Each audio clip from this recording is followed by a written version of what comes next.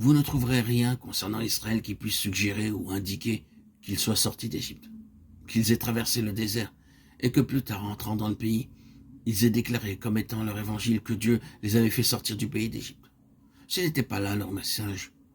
Cela est dit plusieurs fois, mais cela ne constituait pas leur propre message. Ils ne le proclamaient pas, ils pouvaient seulement dire « Nous avons été délivrés de l'Égypte, nous sommes sortis ». Cependant, Dieu voulait leur donner la vision lorsqu'il les a fait sortir. Beaucoup parmi nous se sont levés pour prêcher uniquement un aspect du salut, sauver du péché et du monde. Cela ne va pas plus loin. Cependant, l'Église ne peut pas progresser simplement avec cela. C'est bien, et c'est vrai bien entendu, c'est une partie d'un tout, mais ce n'est qu'une partie. C'est la pleine vision qui est nécessaire pour parvenir au but. Oh, c'est pathétique de considérer la vie de beaucoup de serviteurs du Seigneur. Ils se sont arrêtés demeurant dans le domaine d'une vie limitée, sans puissance ni influence. Parce que leur vision est si petite. N'est-ce pas vrai? Que pouvons-nous dire? Par-dessus tout, si vous devez servir le Seigneur avec la plénitude que cela nécessite, vous devez avoir dans vos cœurs la révélation du dessein de Dieu concernant son Fils. Vous devez être en mesure de pouvoir dire que Dieu a révélé son Fils en vous.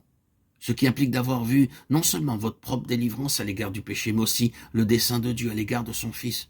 Ce qui est le but pour lequel vous êtes sauvés. Cette grande et merveilleuse réalité dans toute sa plénitude. Vous faites corps avec cela. C'est la base du service et de la vocation, et ces véritables apôtres ont dû patienter jusqu'à ce qu'ils reçoivent la pleine lumière, le resplendissement de la signification du Christ, ressuscité et élevé, la vision du Christ glorifiée avec tout ce que cela signifie dans le dessein éternel de Dieu. Alors, ils sont allés.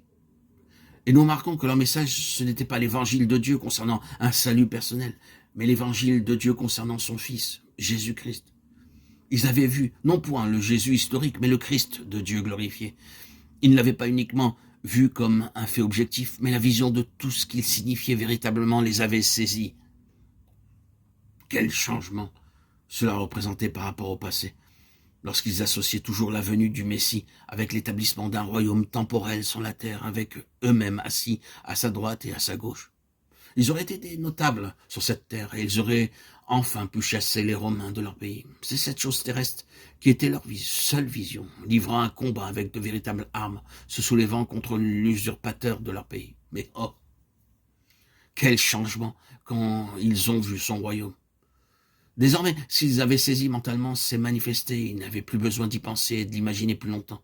Voir son royaume, Jésus avait déclaré « Je vous le dis en vérité, quelques-uns de ceux qui sont ici ne mourront point, qu'ils n'aient vu le Fils de l'homme venir dans son règne. » Matthieu 16, 28. Qu'est-ce que le royaume? C'est Christ, bien au-delà de tout gouvernement et de toute autorité, comme le centre et la finalité de tout, le conseil de Dieu depuis l'éternité. C'est un langage bien sûr, ce sont de simples mots, mais leur réelle valeur doit être saisie.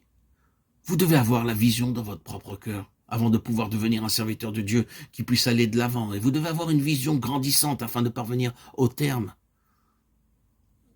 Lisons Osée, mon peuple est détruit parce qu'il lui manque la connaissance. Chapitre 4, verset 6. Un peu plus loin, il est dit, connaissons, cherchons à connaître l'Éternel. Osée 6, 3.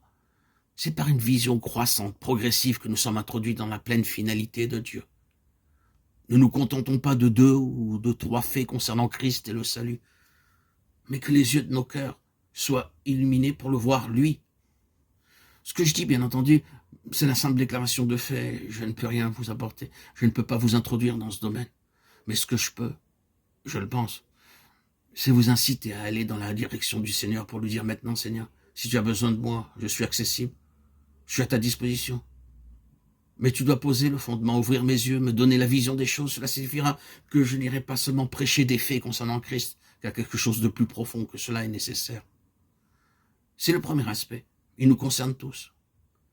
Et non seulement ceux qui doivent aller dans ce que nous appelons le service à plein temps,